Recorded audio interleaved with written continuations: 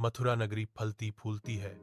इसकी नदी के किनारे कंस के गश्ती सैनिकों की चौकसी में जीवन से भरपूर है।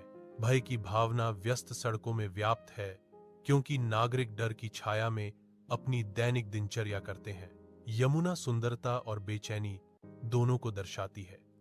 शहर के जीवंत जीवन और छिपे हुए निराशा की मूक गवाह। कंस अपने सिंहासन पर बैठा है, उसकी निगाह दरबारियों पर घूम रही है।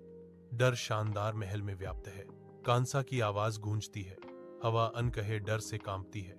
शानदार हॉल में कमान का एक गड़गड़ाहट। उसके दरबारी उसकी क्रूर निगाहों के नीचे सिकुड़ जाते हैं। हर इशारा पूर्ण शक्ति और नियंत्रण का प्रदर्शन है। गोकुल गांव शांत सद्भाव में जागता है। चरवाहे घास के मैदानों में चरते हैं, जबकि ग्रामीण दूध और दही तैयार करते हैं। प्रसन्न ग्रामीण सुबह की प्रार्थना करते हैं। उनकी भक्ति हवा को शांति और कृतज्ञता से भर देती है। गोकुल के दूध और दही से लदे हुए गाड़ियां मथुरा की ओर जाती हैं, रास्ते पर धूल उड़ाती हैं।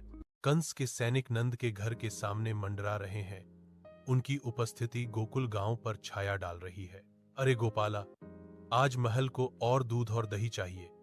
एक सैनिक की मांग खतरे से भरी हुई गूंजती है। सुबह की धूप में सैनिकों का सामना करते हुए ग्रामीणों को डर लगता है। उनके चेहरे निराशा से भरे हुए हैं। नंद के घर के अंदर गोपियां चुपचाप घड़े भरती हैं।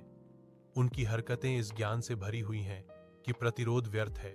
उनके चेहरे गहरी निराशा से उकेरे गए, उनकी दुर्दशा के भार को दर्शाते हैं। एक गोपी फुसफुसाती है, उसकी आवाज निराशा से भरी है। भगवान जाने कब यह अन्याय खत्म होगा। गोकुल से गुजरते हुए सैनिक दूध और दही से लदे हुए गांव वाले चुपचाप भारी दिल से देख रहे हैं।